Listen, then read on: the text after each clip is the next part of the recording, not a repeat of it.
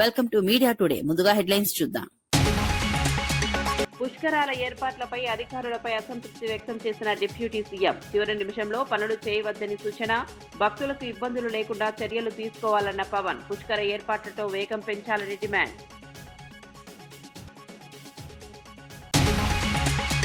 Declaration పై కాంగ్రెస్ ను target చేసిన సుధీర్. 2 లక్షల ఉద్యోగాల హామీ ఏమైందంటూ ప్రశ్న. నిరుద్యోగ యువతను కాంగ్రెస్ మోసం చేసిందని వ్యాఖ్య. యువత భవిష్యత్తుతో ఆటలాడొద్దని హెచ్చరించిన సుధీర్.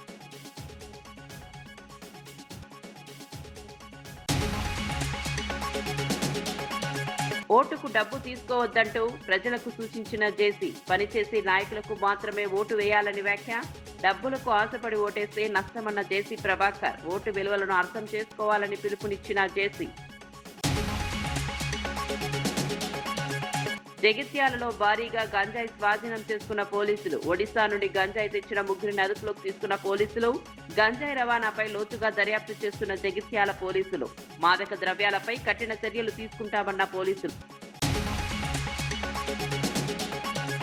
జగన్ తప్పుడు ప్రచారాలు చేస్తున్నారన్న రాంప్రసాద్ రెడ్డి. ప్రజలను తప్పుదోవ పట్టించే ప్రయత్నాలు చేస్తున్నారన్న ఎమ్మెల్యే. అభివృద్ధిని ఓర్వలేక ఆరోపణలు చేస్తున్నారన్న రాంప్రసాద్. ప్రజలు వాస్తవాలు గమనిస్తున్నారన్న ఎమ్మెల్యే వ్యాఖ్యలు. గోదావరి పుష్కరాల ఏర్పాట్లపై జరిగిన సమీక్షా సమావేశంలో డిప్యూటీ సీఎం పవన్ కళ్యాణ్ అధికారులపై అసంతృప్తి వ్యక్తం చేశారు. చివరి నిమిషంలో హడావిడిగా పనులు చేయవద్దని స్పష్టం చేశారు. అధికారుల్లో ఇంకా సన్నద్ధత లోపించిందని వ్యాఖ్యానించారు. పనుల్లో వేగం పెంచి భక్తులకు ఎలాంటి ఇబ్బందులు కలగకుండా చర్యలు తీసుకోవాలని ఆదేశించారు. నాణ్యత విషయంలో రాజీ పడవద్దని సూచించారు. పుష్కరాలకు వచ్చే భక్తుల భద్రతకు ప్రాధాన్యం ఇవ్వాలని అన్నారు. సమన్వయంతో పనులు పూర్తి చేయాలని అధికారులను ఆదేశించారు. ప్రభుత్వం ప్రతిష్టాత్మకంగా ఈ కార్యక్రమాన్ని నిర్వహించాలనే లక్ష్యంతో ఉందని పేర్కొన్నారు. ఎంతసేపు సెంట్రల్ గవర్నమెంట్ దగ్గరికి డబ్బులు అంటారు. వాళ్ళు చాలా ఇన్ డీటెయిల్గా లైన్ బై లైన్ అడుగుతారు. థ్రెడ్బేర్ అనాలిసిస్ ఉంటుంది వాళ్ళ దగ్గర. క్రిటికల్ అనాలిసిస్ చేస్తారు, ఫోరెన్సిక్ ఆడిట్ చేస్తారు ప్రతి రూపాయికి. అందుకని మనం వాళ్ళు కూర్చోబెట్టంటే నా దగ్గర ఏముందంటే అసలు ఇప్పుడే 274 పంచాయతీలు ఉన్నాయి. 274 పంచాయతీలకి మీరు చెప్పాల్సింది ఏంటి? We have identified 274 panchayats from different directions. You can go to this nearest. మీకు పుష్కర్ ఘాట్ ఇక్కడ ఉంది. మీకు here it can accommodate around 10,000 people. This particular Pushkar Ghat and this particular panchayat can accommodate around 8,000 people. Your way out is this. మీరు ఖమ్మం నుంచి రావచ్చు. ఇలా చెప్పడానికి అసలు ఎక్కడ టూరిజం దగ్గర నుంచి ప్లాన్ లేదు. అందరూ కూర్చోబెట్టి రాజమండ్రి మీద దృష్టి కేంద్రీకృతమైంది తప్ప ఇది మీరు ఇలా ఎక్స్పాండ్ చేయకపోతే first of all Rajahmundry can not take it. ఎందుకంటే ఆ ప్రిపేర్నెస్ నాకు అనిపించలేదు. భయం వేసి వచ్చాను పైన చెప్పాలి. ఎందుకంటే ఆ రోజు నేను మా షెకావత్ గారితో వచ్చినప్పుడు ఓపెన్ చేసి మన ఇదే చుట్టూ తిరుగుతున్నాం. మీరు ఈ 4-5 rope ways and fly ways చేస్తే I think that doesn't serve. ఆ గ్రాండర్ విజన్ లేదు. ఒకసారి మీరు కూర్చోబెట్టి నేను ఎందుకు ఇప్పుడు మాట్లాడుతున్నానంటే let us take a task force. అన్నీ మన కింద ఉన్నాయి. ఎనీ పొల్యూషన్ ఇవన్నీ పెడతాం. కాకినాడ ఏదైనా జరిగిన మొత్తం గోదావరి జిల్లాలకి అసలు I want to make sure that this is my responsibility as environment minister.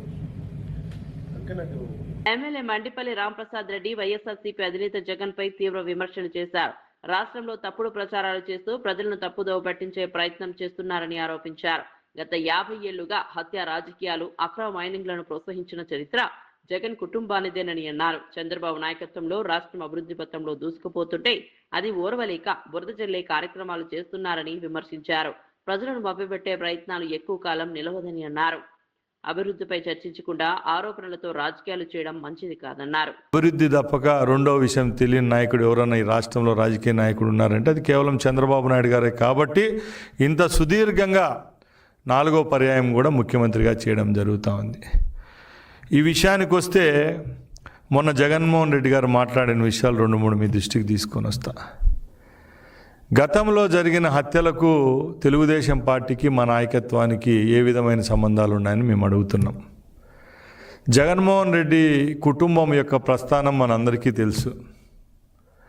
Balapanur నుంచి వాళ్ళ ప్రస్థానం మొదలుపెట్టి వాళ్ళ తండ్రి గారు ఆయన ఈరోజు ఆంధ్ర రాష్ట్ర ముఖ్యమంత్రులుగా పనిచేయడం జరిగింది. ఆ రోజు మీ పరిస్థితి ఏంటి, ఈరోజు మీ పరిస్థితి ఏంటి? ఈరోజు 1,00,000 కోట్ల ఆసామి మీరు. మీకు పెట్టుబడులు అలాగే మీరు వ్యాపారం చేయని రంగం ఏదన్నా ఈ భారతదేశంలో కానీ ప్రపంచంలో ఉందా అని మేము అడుగుతున్నాం సూటిగా. ఎందుకంటే మీకు చేతగాని పనే లేదు. ఒక పక్కల హత్యా రాజకీయాలు ప్రోత్సహించడం అది మీ వల్లే అయింది. గత 50 సంవత్సరాలుగా అది రాష్ట్రంలో ప్రవేశపెట్టిన ఘనత, దానికి నాయకత్వం వహించిన ఘనత కూడా ఆ రోజు మీ తాతగారి నుంచి ఈరోజు మీ వరకు కూడా అది మీకే దక్కింది. ఇంకా వ్యాపార విషయాలకు వస్తే మీ తాతగారు ఆ రోజు వ్యాపారాన్ని మొదలు పెడితే ఈరోజు లక్షల కోట్లకు తీసుకొని పోయిన ఘనత మీకు దక్కుతుంది. ఎందుకంటే ఈరోజు ఒక చిన్న ఉదాహరణగా నేను చెప్తాను. కడప జిల్లా ఉమ్మడి జిల్లాలో కోడూరు నియోజకవర్గంలో మంగంపేటలో ఎక్కడా దొరకని ఖనిజం బైరటీస్ అంటాం, ముగ్గురాయి అంటాం. ఆ మైన్లు 40-45 సంవత్సరాల నుంచి ఆపరేట్ చేయడం జరుగుతూ ఉంది. ఆ రోజు మీ తాతగారి జన్మస్థలం, మీ యొక్క ఈరోజు ఉండే మీ నియోజకవర్గం. వైఎస్ఆర్సీపీ నేత భూమన కరుణాకర్ రెడ్డి చంద్రబాబుపై తీవ్ర ఆరోపణలు చేశారు. సొంత తమ్ముడు రామ్మూర్తి నాయుడిని చంద్రబాబు దూషించే వారిని పేర్కొన్నారు. ఎన్టీఆర్ కూడా చంద్రబాబును జామత, దశమగ్రహం అని అన్నారని గుర్తు చేశారు. చంద్రబాబు పరమ అవినీతిపరుడని, ఆయన తోడల్లుడు దగ్గుపాటి కూడా తన పుస్తకంలో రాశారని అన్నారు. రంగా హత్యలో చంద్రబాబు పాత్రపై హరిరామ జోగయ్య వివరించారని పేర్కొన్నారు. చంద్రబాబు రాజకీయ జీవితంపై ఎన్నో ఆరోపణలు ఉన్నాయని వ్యాఖ్యానించారు. ప్రజలు గత చరిత్రను మర్చిపోవద్దని సూచించారు. ఏం జరిగింది అన్నటువంటి విషయం రామ్మూర్తి నాయుడు గారు పోసగుచ్చినట్టుగా చెప్పినారు. ఆ సంఘటనలో రామ్మూర్తి నాయుడు గారు మిమ్మల్ని మిమ్మల్ని కలవటానికి వస్తే మీరు పచ్చి బూతులు తిట్టి, అమ్మనా బూతులు అవి కూడా, నువ్వెందుకురా వచ్చినావు లంపో ఇలాంటి మాటలన్నీ మాట్లాడిన తర్వాత అతను నేను ఏడ్చుకుంటూ కిందికి వచ్చినాను కరుణ. కిందికి వచ్చి మా అమ్మకు చెప్పటానికి నేను వెళుతూ మా అమ్మ డోర్ దగ్గరికి వెళ్ళంగానే మా అమ్మకు అప్పటికే ఈడు ఫోన్ చేసేసినాడు. ఏమిరా చిన్నోడా, పెద్దోడిని అంత బాధ పెడతాండావే, వాడు ఎంతో బాధపడిపోతా ఉన్నాడు, నువ్వేంది అంత పచ్చిబూతులు తిట్టినావంట అని చెప్పినాడు. నేను పోతే నన్ను తిట్టేసి వాడు ఇష్టం వచ్చినట్టుగా అమ్మ నా బూతులు, నేను కిందికి వచ్చి మా అమ్మను కలిస్తే మా అమ్మకు ఇంత అబద్ధం చెప్పేసి ఉన్నాడు అని ఈ మాటలు చెప్పింది రామ్మూర్తి నాయుడు గారు సుమానాతో. మరి ఇవన్నీ కూడా లోకానికి తెలియాలి కదా. చంద్రబాబు గారి నైజమేంది. సొంత కుటుంబంలో మీరేదో షర్మిలకు అన్యాయము, విజయమ్మకు అన్యాయం అని చెప్పినారే, రామ్మూర్తి నాయుడు గారే చెప్పినటువంటి ఈ మాటలు కూడా జనంలోకి వెళ్లాల్సినటువంటి అవసరం ఉన్నది కదా. మీ గురించి ఎన్టీ రామారావు గారు ఏం చెప్పారు? జామాత, దశమగ్రహం అని చెప్పినారా లేదా? ఔరంగజేబు కంటే నీచుడనే విషయం చెప్పినారా లేదా? ఇంత ఘోరమైనటువంటి వ్యక్తి ప్రపంచ రాజకీయాలలో ఉండడు అన్నటువంటి విషయం చెప్పిన మాట వాస్తవమా కాదా? ఊర్లన్నీ కాల్చేయాలా అని మీ తోడలుడు దగ్గుపాటి వెంకటేశ్వరరావు తన పుస్తకంలో రాయలేదా? ఎన్ని మాటలు రాసినారు దగ్గుపాటి వెంకటేశ్వరరావు గారు మీ గురించి, మీ వ్యక్తిత్వాన్ని గురించి, మీరెంత అవినీతి పరుడో రాయాల్సిన సందర్భం లేదా ఆ పుస్తకంలో? హరిరామ జోగయ్య గారు రంగా మరణానికి మీరు కారణమని రాయలేదా? హంతక చేతులు మీవి, రక్తంతో తడిసిన చేతులు మీవి అని ఆయన రాయలేదా? పింగళి దశరథరాం నా స్నేహితుడు, నాతో పాటు ఎమర్జెన్సీలో జైల్లో ఉన్నటువంటి వాడు, ఎన్కౌంటర్ ఎడిటర్. మంత్రి అడ్లూరి లక్ష్మణ్ కుమార్ కేంద్ర ప్రభుత్వంపై తీవ్ర విమర్శలు చేశారు. పెట్రోల్, డీజిల్ ధరలను వెంటనే తగ్గించాలని డిమాండ్ చేశారు. బీజేపీ ప్రభుత్వం మతం పేరుతో రాజకీయాలు చేయడం తప్ప పేదల సంక్షేమాన్ని పట్టించుకోవడం లేదన్నారు. దేశ ఆర్థిక వ్యవస్థ దెబ్బతింటున్నా ప్రధాని మోదీ స్పందించడం లేదని ఆరోపించారు. రాష్ట్రంలో ప్రధాన ప్రతిపక్షంగా ఉన్న బీఆర్ఎస్ కూడా కేంద్రంపై మాట్లాడడం లేదని విమర్శించారు. బీజేపీ, బీఆర్ఎస్ రెండు ఒకటేనని అన్నారు. రాష్ట్ర ప్రభుత్వం 3 పంటల ధాన్యం కొనుగోలు చేసిన కేంద్ర పరిధిలోని ఎఫ్సీఐ మాత్రం బియ్యం సేకరించడం లేదని పేర్కొన్నారు. రైతుల సమస్యలపై కేంద్రం దృష్టి పెట్టాలని డిమాండ్ చేశారు. శాసనసభ్యుడిగా, మంత్రిగా జిల్లా ప్రాతినిధ్యం చేసిన నా బాధ్యత మరి ఇక్కడ వరిధాన్యానికి సంబంధించిన 5 లక్షల మెట్రిక్ టన్నుల వరిధాన్యం దిగుబడి జరిగింది. ఈ రోజు వరకు నేను వీడియో కాన్ఫరెన్స్ ద్వారా జిల్లా కలెక్టర్ గారు ప్రకటన చేసినాడు. 3,20,000 మెట్రిక్ టన్నుల వరిధాన్యాన్ని కొనుగోలు చేయడం జరిగింది జిల్లాలో. ఇక 1,84,000-86,000 మెట్రిక్ టన్నుల వరిధాన్యం కొనుగోలు చేసిన బాధ్యత మాకున్నది. ఎక్కడ కూడా రైతు ఇబ్బంది పడుతున్నా, రైతు ఆందోళన పడుతున్నా మేము రైతును విస్మరించలేదు. గత ప్రభుత్వంలో ఉన్నటువంటి నాయకులు, ఏదైతే టీఆర్ఎస్ పార్టీ ప్రభుత్వంలో ఉన్న నాయకులు టీఆర్ఎస్ పార్టీలో మేమే రాజులు మేమే మంత్రులు పరిపాలించిన వాళ్ళు ఏదైతే రైతులను మిగలక అప్పయ్యపలే రైతు పక్షాన జిల్లా కలెక్టర్ గారు, జిల్లా అధికారులు, అదేవిధంగా రెవెన్యూ అధికారులు, అగ్రికల్చర్ అధికారులు, పోలీసు అధికారులతో సమన్వయం చేస్తుంది. ఆ వడ్లకు ఉన్నటువంటి కష్టం విషయంలో కూడా, కొనుగోలు విషయంలో కూడా కానీ, ఆ మిల్లర్ గారు దించుకునే విషయంలో ఇబ్బంది అయితే నేరుగా అధికారులు సమన్వయం చేసుకొని రైతు ఇబ్బంది కాకుండా కొనుగోలు చేసినాం. ఈరోజు 3,20,000 మరి ధాన్యాన్ని కొనుగోలు చేసినాం. ఇలా ధైర్యంగా మీ ముందు, ప్రజల ముందు, మా మీడియా ముందు మేము చెప్తున్నాం. ఇక 1,80,000 మెట్రిక్ టన్నుల వడ్డాన్ని కొనుగోలు చేసాం, సిద్ధంగా ఉన్నాం. ఈరోజు ప్రజల పక్షాన జవాబుదారిగా పనిచేయడానికి ఈరోజు మీకు ఇంత ఎండలో కూడా మేము వచ్చి ప్రజల పక్షాన్ని మీరు పెంచినట్లు కేంద్రంలో నరేంద్ర మోడీ మొండి వైఖరి, నిరంకుశ వైఖరి. ఆ రోజు జవహర్లాల్ నెహ్రూ గురించి మాట్లాడతాడు, ఎక్కడో యుద్ధం వస్తున్నట దేశం భారతదేశంలో రేట్లు పెరిగినాయని. మరి ఇలా నువ్వు చేసే పని ఏందయ్యా? నరేంద్ర మోడీ నువ్వు చేసే పని ఏంది అంటున్నా? డీజిల్ ధర పెంచినావు, పెట్రోల్ ధర పెంచినావు, వరి ధాన్యాన్ని ముట్టలేవు, మొక్కజొన్న ముట్టలేవు, నిరుద్యోగ యువకుల గురించి పట్టించలేవు, ఈ ప్రాంత ప్రజల గురించి పట్టించుకుంటలేవు. ఏమన్నా అంటే దేవుని పేరు చెప్తావు.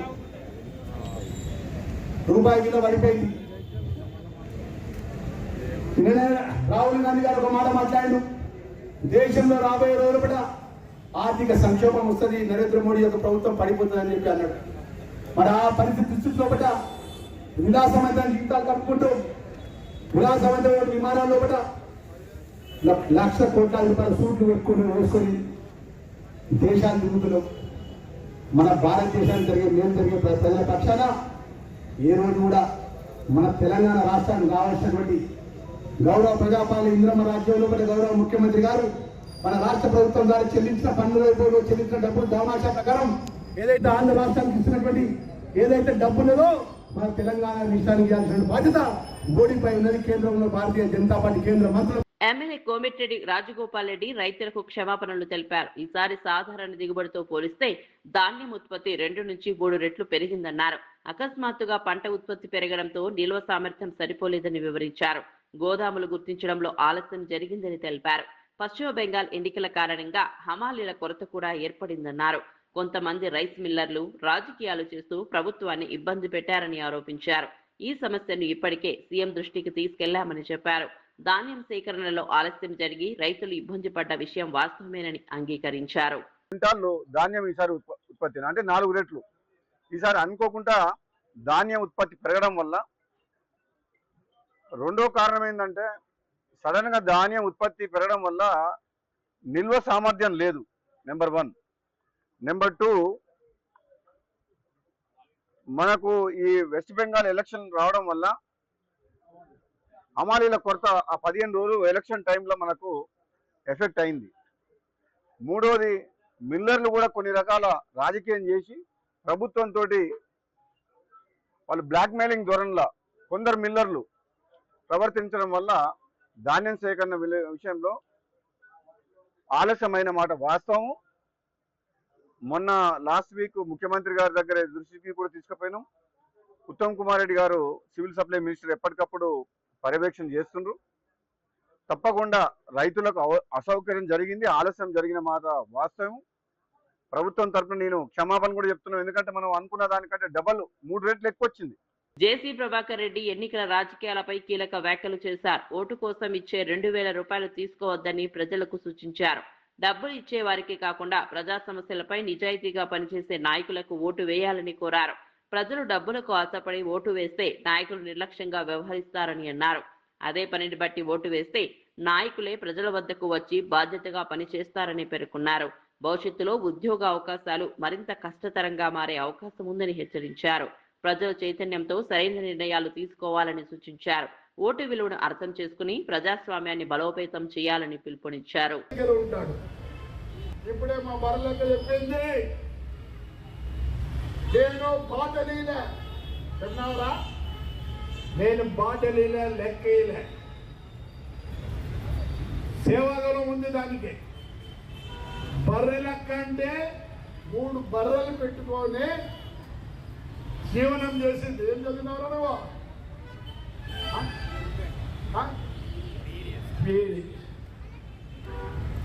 కానీ ఆటికి వచ్చింది 3 పెట్టుకొని బతుకుతాను. మొగుడు ఏం తెలుసా, వాడికి ఉద్యోగం లేదు, ఎగ్జామ్ రాయాలని చూస్తున్నాడు. Future no jobs, future no jobs. మీ అమ్మలే బాధ బతికినట్లు మీరు పని చేయలేరు, అభ్యాస్ అంటారు ప్రతి పనికి. మిమ్మల్ని చేతులు జోడించి అడుగుతుందా, ఒకటే స్లోగన్, పని చేసేవాడికి ఓటేస్తాం. చెప్పండి, పని చేసేవాడికి, పని చేసేవాడికి. Right, that is good. నా బర్త్డే గిఫ్ట్ అదే. ఇక్కడి నుంచే స్టార్ట్ చేస్తాం, తాడిపత్రి నుంచే. దయచేసి ఎవరు బాగా పని చేస్తారంటే వాడికి ఓటేయండి. నాకు 74 నాకేం అవసరం లేదు, నా కుమారుడు కూడా ఉన్నాడు, ఇదే పాలిటీషియన్. వాడు పని చేస్తే ఓటేస్తామనండి, రేపు వచ్చేది దగ్గర నువ్వు వేస్తావులే. MLA Devireddy Sudheer Reddy Congress youth declaration హామీలపై తీవ్ర విమర్శలు చేశారు. కాంగ్రెస్ అధికారంలోకి రాగానే ప్రియాంక గాంధీ సహా పార్టీ నాయకులు 2 లక్షల ఉద్యోగాలు ఇస్తామని హామీ ఇచ్చారని గుర్తు చేశారు. కానీ అధికారంలోకి వచ్చి 2.5 గడుస్తున్నా కొత్త ఉద్యోగాల ఊసే లేదన్నారు. గత కేసీఆర్ ప్రభుత్వం ఇచ్చిన ఉద్యోగాలకే నియామక పత్రాలు అందిస్తూ తమ గొప్పలు చెప్పుకుంటున్నారని మండిపడ్డారు. నిరుద్యోగ యువతను మోసం చేసి అధికారంలోకి వచ్చారని ఆరోపించారు. ఎన్నికల సమయంలో ఇచ్చిన హామీలు అమలు చేయకుండా మాట తప్పారని విమర్శించారు. యువత భవిష్యత్తుతో ఆటలు ఆడొద్దని హెచ్చరించారు. నిరుద్యోగుల సమస్యలను ప్రభుత్వం వెంటనే పరిష్కరించాలని డిమాండ్ చేశారు. బాధ్యత నాదని చెప్పేసి ఆ రోజు నమ్మబలికిండు. దాని తర్వాత రౌండ్ టేబుల్ సమావేశంలో మరి రేవంత్ రెడ్డి గారు రాష్ట్రంలో ఉన్న నిరుద్యోగ యువకులకు అందరూ కూడా హామీ ఇచ్చిండ్రు. తప్పనిసరిగా ఒక ఉద్యోగం, కేసీఆర్ గారి ఉద్యోగం బీకేయండి, 2 లక్షల ఉద్యోగాలు మీకు ఇస్తా అని చెప్పి ఆ రోజు యువతకు నమ్మబలికిండు. దాని తర్వాత ఇలా అనేక రకాలుగా నాయకులు అందరూ కూడా నిరుద్యోగ యువకులకు హామీ ఇచ్చుకుంటూ మరి వాళ్ళు లేనిపోని ఆశలు కల్పించి 2 లక్షల ఉద్యోగాలు ఇస్తామని చెప్పి ఇప్పటి వరకు కూడా దాదాపు కేవలం 11,000 ఉద్యోగాలు మాత్రమే ఇచ్చినారు. 2.5 సంవత్సరాలు పూర్తవుతుంది. దాన్ని 55,000 ఉద్యోగాలు ఇచ్చినాయని చెప్పేసి ఈరోజు చెప్పుకుంటున్నారు. అందులో ఉన్న దాదాపు 44,000 ఉద్యోగాలు కేసీఆర్ గారి హయాంలో నోటిఫికేషన్ వచ్చింది, పరీక్షలు జరిగినాయి. మరి కేవలం మరి అపాయింట్మెంట్ ఆర్డర్ ఇచ్చే టైంకి ఎలక్షన్ నోటిఫికేషన్ రావడం వల్ల అది కూడా కలిపి లాల్ బహదూర్ స్టేడియంలో ఆ ఉద్యోగ నియామక పత్రాలు ఇచ్చి ఇవన్నీ కూడా మేమే ఇచ్చినామని చెప్పేసి అబద్ధ ప్రచారాన్ని నిరుద్యోగ యువతలో ఇలా ప్రచారం చేసుకునే ప్రయత్నం చేస్తుండ్రు. మరి అలాగే ఇలా యువకులందరూ కూడా ఎంతో ఆశతోటి ఎదురు చూస్తుండ్రు. చాలామంది నిరుద్యోగులు ఇలా చాయ్ బండి, ఇడ్లీ బండి, మరి మిరపకాయ బజ్జీల బండి, ఇటువంటి బజ్జీల బండి ఏర్పాటు చేసుకొని ఈ ప్రభుత్వం ఉద్యోగాలు ఇయ్యదు, మమ్మల్ని మోసం చేసినవి, మమ్మల్ని రోడ్డు మీద పడేసిందని చెప్పేసి వాళ్ళ బతుకు తెరువు కోసం పోరాటం చేస్తూ ఉన్నారు. అలాగే విద్యార్థులు, చదువుకున్న విద్యార్థులకు అందరికీ కూడా ఈరోజు విద్యార్థుల తల్లిదండ్రులు మా ఆఫీస్కి వచ్చి, సార్ ఇలా మా అబ్బాయి ఇంజనీరింగ్ అయిపోయింది, 3 సంవత్సరాల ఫీజు రీఎంబర్స్మెంట్ పడలే అని చెప్పి సర్టిఫికెట్. ఎమ్మెల్యే ధూళిపాల నరేంద్ర వైఎస్ఆర్సీపీపై తీవ్ర విమర్శలు చేశారు. కుల రాజకీయాలు సమాజంలో విభజనలు సృష్టించేందుకు వైఎస్ఆర్సీపీ ప్రయత్నిస్తోందని ఆరోపించారు. జగన్, అంబంటి మురళి వంటి నేతలు పరామర్శల పేరుతో శాంతి భద్రతలకు భంగం కలిగించాలని చూస్తున్నారని మండిపడ్డారు. తమ కుటుంబం 5 దశాబ్దాలుగా ప్రజాసేవలో ఉందని గుర్తు చేశారు. రైతులు, బడుగు, బలహీన వర్గాల కోసం ఎన్నో పోరాటాలు చేశామని పేర్కొన్నారు. స్వార్థ రాజకీయాలు తమ కుటుంబ చరిత్రలో లేవన్నారు. రాజకీయ లబ్ధి కోసం తప్పుడు ఆరోపణలు చేయడం సరికాదని హెచ్చరించారు. అయితే వైకాపా సైకోలు పరామర్శ పేరుతో వచ్చి పొన్నూరు నియోజకవర్గంలో శాంతి భద్రతల విఘాతం కలిగించే ప్రయత్నం చేశారో వారు చేసిన ఆరోపణలన్నీ కూడా రాజకీయ పరమైన ప్రేరితమైన, అలాగే అసత్యం అని చెప్పి కూడా నేను స్పష్టం చేస్తా ఉన్నా.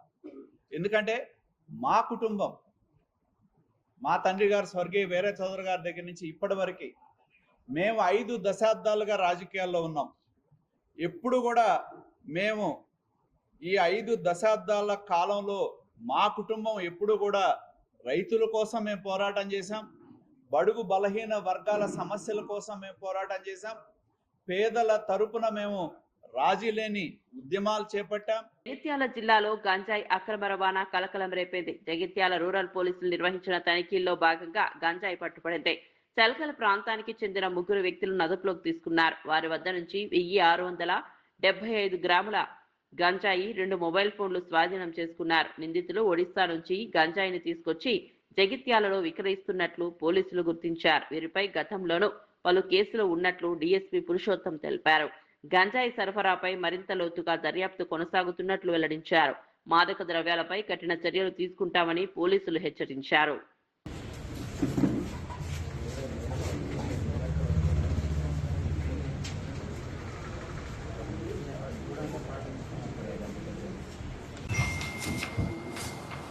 జగిత్యాల రూరల్ పోలీస్ స్టేషన్లో పరిధిలో ఈ చల్గల గ్రామంలో గాంజాయి విక్రయిస్తున్నట్టుగా మన పోలీసుకు సమాచారం అందింది. వెంటనే పోలీసు వారు రెవెన్యూ అఫీషియల్స్ను తీసుకొని అక్కడ చల్గల్ గ్రామంలో మాటువేయగా అడొక 2 వ్యక్తులు కనిపించారు. వీళ్ళు గాంజాయి ఒకరి నుంచి ఒకరు ఎక్స్చేంజ్ కాగా rural police station SI Shri Umasagar మరియు సిబ్బంది ఒకటి గంజాయిని పట్టుకోవడం జరిగింది. రెవెన్యూ వారి ఆధ్వర్యంలో దాన్ని చెక్ చేయగా అట్టి గంజాయి 1675 గ్రాములుగా తెలిసింది. సో దాన్ని అట్టి వ్యక్తిని రెవెన్యూ అధికారుల సమక్షంలో విచారించగా ఆ యొక్క 3 వ్యక్తులు, మొదటివాడు దల్ల తాటిపాముల వంశీ, ఇతను చల్గల్ గ్రామంలో ఉంటాడు. ఈయన ఇదివరకు కూడా మనకు ఈ యొక్క గాంజాయి కేసులో అరెస్ట్ కావడం జరిగింది. ఇతను ఇదివరకు ఒరిస్సాలోని మల్కన్గిరి పోలీస్ స్టేషన్ పరిధిలో గాంజా అమ్ముతుండగా అక్కడ పట్టుకొని జైలుకు పంపడం జరిగింది.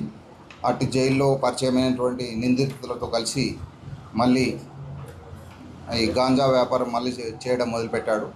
అట్టి కేసులో మళ్ళీ కోర్టుకు హాజరు కావడానికి అని చెప్పి మళ్ళీ ఒరిస్సా రాష్ట్రంలోని మల్కాన్గిరికి వెళ్ళి అక్కడ గాంజా కొనుక్కోవడం జరిగింది. అతని గాంజా కొనుక్కోవడానికి అతని మిత్రుడైనటువంటి ఈ తాటిపాముల వంశీకి మండే అనిల్ 4500 రూపాయలు ఫోన్పే ద్వారా పంపించాడు. అలాగే దేవకోట కుషాల్ అని అతను కూడా 4000 రూపాయలు పంపాడు. అట్టి అమౌంట్ తోటి 1675 గ్రాముల గంజాయి తీసుకొని వచ్చినప్పుడు మనకు ఈ యొక్క జగిత్యాల సిసిఎస్ పోలీసుల ఇన్ఫర్మేషన్తో జగిత్యాల రూరల్ ఎస్ఐ తన సిబ్బందితో కలిసి పట్టుకోవడం జరిగింది. వీళ్ళందరి మీద ఈ ఎన్డీపీఎస్ కేసు పెట్టి ఈరోజు జైలుకు పంపడం జరిగింది. ఈ యొక్క నిందితుల వివరాలు మొదటి అతను తాటిపాముల వంశీ అని చెప్పి 30 సంవత్సరాలు. ఇతను ఇక్కడ తారక రామనగర్లో ఉంటాడు. అతనికి ఇది 2వ case. First case Malkangiri Orissa రాష్ట్రంలో ఉంది.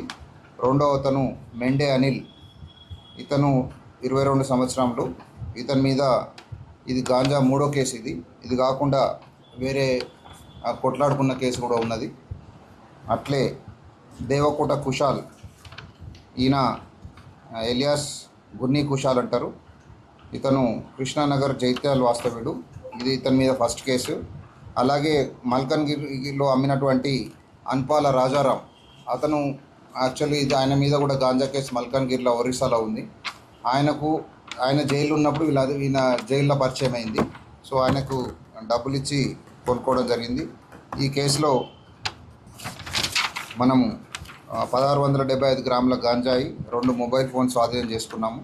వీళ్ళందరి మీద మనము కంటిన్యూస్గా నిఘా పెట్టి వీళ్ళను మళ్ళీ ఫర్దర్గా ఎటువంటి ఇన్వాల్వ్ కాకుండా చూడడం జరుగుతుంది. ఈ యొక్క కేసులో ఈ సిసిఎస్ ఇన్స్పెక్టర్ శ్రీనివాస్ గారు, సిసిఎస్ ఎస్ఐ రాజు, సిసిఎస్ కానిస్టేబుల్ సాజిద్ మరియు రూరల్ ఎస్ఐ ఉమాసాగర్, ఆయన సిబ్బంది ఏ మోహన్, ఎస్ రమేష్, ఎన్ శ్రీనివాస్, కిరణ్ కుమార్, సురేష్, అఫ్రోజ్ మరియు మలయాళ ఇన్స్పెక్టర్ గారు దీన్ని దగ్గరుండి పర్యవేక్షించినారు. వీళ్ళందరికీ కూడా పట్టుకున్నందుకు ఎస్పీ గారు అభినందించారు. దయచేసి ఈ ప్రజలకు మనవి చేయడం ఏమంటే, ఈ గాంజాయి ఈ మధ్యలో స్కూల్లో కానీ బయట కానీ చిన్నపిల్లలు అలవాటైనట్టుగా చాలా తెలుస్తుంది. మీ పేర్లు ఎవరి కూడా బయట పెట్టము. ఎవరిని ఉంటే మీరు ఇమీడియట్గా మీ యొక్క దగ్గరలో ఉన్న పోలీస్ స్టేషన్ కానీ డయల్ 100 కానీ ఇన్ఫార్మ్ చేయాలని మనం చేస్తున్నాం. మాజీ మంత్రి పేర్ని నాని సీఎం చంద్రబాబు వ్యాఖ్యలపై సెటైర్లు వేశారు. దేశానికి సెల్ ఫోన్ తీసుకొచ్చింది తానేనని, గ్యాస్ బండ వినియోగాన్ని కూడా తానే పరిచయం చేశానని చంద్రబాబు చెబుతున్నారని ఎద్దేవా చేశారు. సాఫ్ట్వేర్ రంగం, ఇంటర్నెట్ రంగాన్ని కూడా తానే అభివృద్ధి చేశానని చెప్పుకుంటున్నారని విమర్శించారు. గూగుల్ సీఈఓ సుందర్ పిచై కూడా తనను చూసి కంప్యూటర్ కోర్సులు చదివాడని చెప్పడం విడ్డూరంగా ఉందన్నారు. ఇప్పుడు క్వాంటం కంప్యూటర్లు కూడా తానే కనిపెడుతున్నానని కొత్త స్లోగన్ తెచ్చారని వ్యాఖ్యానించారు. చంద్రబాబు అతిశయోక్తి వ్యాఖ్యలు ప్రజలను నవ్విస్తున్నాయని అన్నారు. ప్రజలు నిజాలు గమనిస్తున్నారని పేర్కొన్నారు. ఇంటర్మీడియట్లో ఎంపీసీ చదివి బీఎస్సీ చదివి మీరు కంప్యూటర్ కోర్స్ చేయండి అని చెప్పి అందరినీ ప్రభావితం చేసింది నేనే. నన్ను చూసి సుందర పిచ్చై కంప్యూటర్ల మీద చదువుకున్నాడు, కోర్సును చదువుకున్నాడు. క్వాంటమ్ కంప్యూటర్స్ని కనిపెడుతున్నది నేనే అని చెప్పి ఇలా అనేక నినాదాలు, ఆకర్షణీయమైన నినాదాలు ఇస్తున్నది ఆయనే. కాబట్టి వాళ్ళ కొత్త స్లోగన్ బట్టి ఈ కొత్త చర్చ అని చెప్పి నేను అనుకుంటున్నాను. ఎస్ఆర్ నగర్ వాటర్ వర్క్స్ కార్యాలయం ముందు బీఆర్ఎస్ నాయకులు ధర్నా నిర్వహించారు. అమీర్పేట్ డివిజన్లో తీవ్ర నీటి కొరత ఉందని ఆరోపించారు. ట్యాంకర్ల ద్వారా నీటిని సరఫరా చేస్తూ అధికారులు సొమ్ము చేసుకుంటున్నారని విమర్శించారు. స్థానికులకు మాత్రం సరైన నీటి సరఫరా అందడం లేదని ఆవేదన వ్యక్తం చేశారు. సమస్యను వెంటనే పరిష్కరించాలని డిమాండ్ చేశారు. CM Revanth Reddy down down అంటూ నినాదాలు చేశారు. ప్రజల ఇబ్బందులను ప్రభుత్వం పట్టించుకోవడం లేదని ఆరోపించారు. త్రాగునీటి సమస్యలపై త్వరితగతిన చర్యలు తీసుకోవాలని కోరారు. ఇవన్నీ ఎర్రగడ్డ సప్లైలు అవుతాయి అనమాట. ఆ సప్లైలో పొల్యూషన్ కూడా నోటీసులోకి వచ్చింది. అది కూడా ఇమీడియట్ గా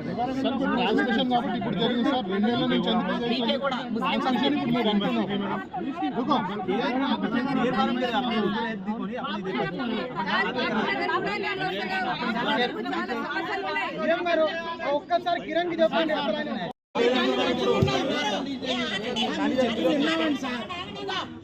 పంపించాలి కదా.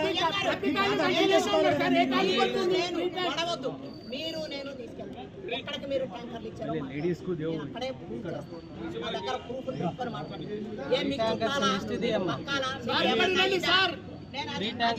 ఎక్కడెక్కడ మనం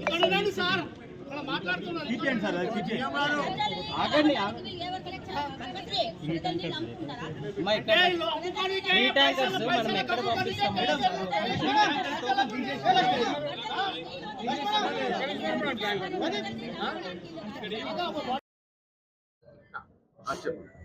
ఈరోజు ఇక్కడ మేమంతా కూర్చుని ధర్నా చేస్తున్నామంటే అమీర్పేటలోని ప్రతి ఒక్కరి ఆవేదన. చిన్నపిల్లలు ఉన్నారు, వృద్ధులు ఉన్నారు, మహిళలు ఉన్నారు, జెంట్స్ ఉన్నారు. అందరూ కూడా నీళ్ల బిందెలు పట్టుకొని తెల్లవార్లు కూర్చొని వెయిట్ చేసినా సరే ఒక్క డ్రాప్ నీళ్లు రాదు. ఎన్నిసార్లు చెప్పినా అధికారుల నుంచి స్పందన ఉండదు. నిన్న మొన్న 2 రోజుల నుంచి అయితే అధికారులు పూర్తిగా ఫోన్లు ఆఫ్ చేసుకుని కూర్చున్నారు. ఇది ప్రజల హక్కే అడుగుతున్నాం. ట్యాక్సులు కడుతున్నాము, బిల్లులు కడుతున్నాము. అన్ని బిల్లులు కూడా కట్టి ప్రజలు బతుకుతుంటే వాళ్ళ పట్ల ఎంత నిర్లక్ష్యంగా వ్యవహరిస్తున్నారంటే ఈరోజు అదేం విలాసం కాదు, నీళ్లు అడుగుతున్నారు తాగడానికి. అది కూడా ఇవ్వలేని వాళ్ళు ఏమి పరిపాలన చేస్తారు, ఏమి మేనేజ్మెంట్, వాటర్ మేనేజ్మెంట్ చేస్తారు? ఇదంతా కూడా మా ఆవేదన. ఎప్పటికీ మేము ప్రజల వెంటుండి ఈ పోరాటం చేస్తానే ఉంటామో. మా పోరాటం ఈ సమస్యల మీద, నీళ్ళ సమస్యలు కాదు, కరెంటు సమస్యలు కాదు, ఏ సమస్యలున్నా సరే మేము ఈ పోరాటం ఆపము. వాళ్ళ వెంట ఉండి పోరాటం చేస్తా ఉంటాము.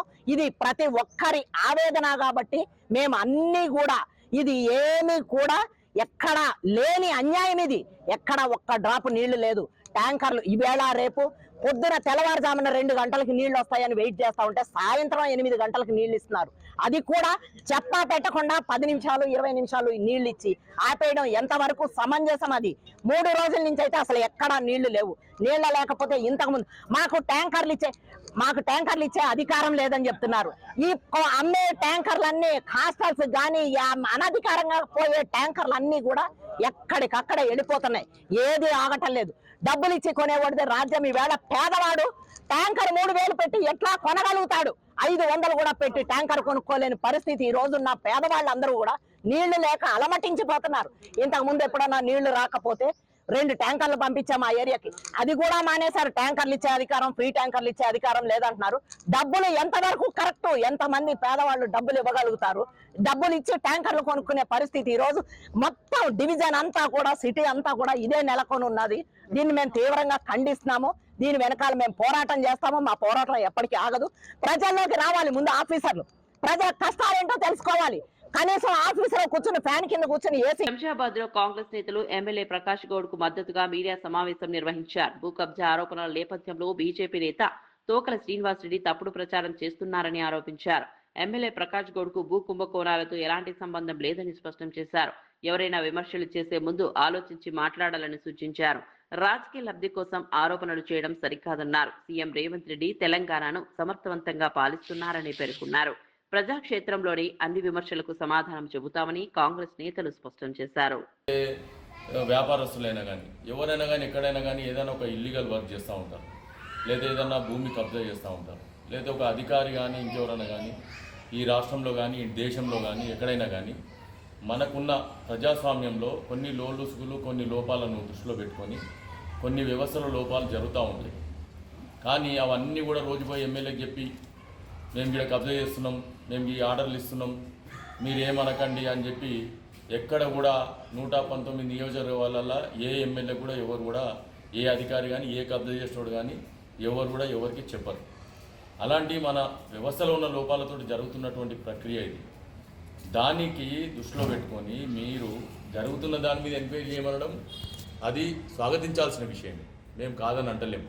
ఒక సామాన్యుడిగా కానివ్వండి, ఒక ప్రజాప్రతినిధిగా కానివ్వండి, మీరు ఆ విధమైన డిమాండ్ చేయొచ్చు, అది ప్రజలకు అందరికీ ఉపయోగపడుతుంది. కానీ నిరాధారమైన ఆరోపణ ఏంటంటే ఎమ్మెల్యే గారు ఏం చేస్తున్నారు, ఎమ్మెల్యే గారికి తెలియదా, ఇన్ని వేల కోట్ల రూపాయల ట్రాన్సాక్షన్, ఇన్ని వేల కోట్లు ఇదైంది, ఎంఆర్ఓను సస్పెండ్ చేశారు, మరి ఎమ్మెల్యేకి తెలియకుండా జరుగుతుందా అన్న ఆరోపణ ఆయన వ్యక్తిగత విమర్శలాగా మాకు అనిపిస్తాం.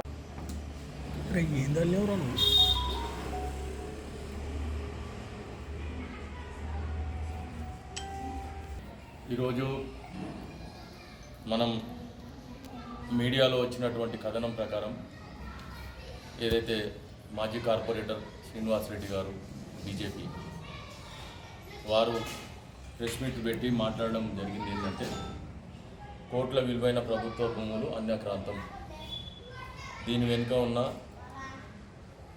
పెద్దలు ఎవరు, ఒక అధికారిని మాత్రమే బలిపశువుని చేసిర్రు, దీని వెనుకున్న పెద్దలు ఎవరు అన్న ఒక శీర్షికతోటి ఈరోజు వివిధ వార్తాపత్రికలల్లో మనకు ఒక వార్త ప్రచురితమైంది. మరిన్ని అప్డేట్స్ కోసం చూస్తూనే ఉండండి.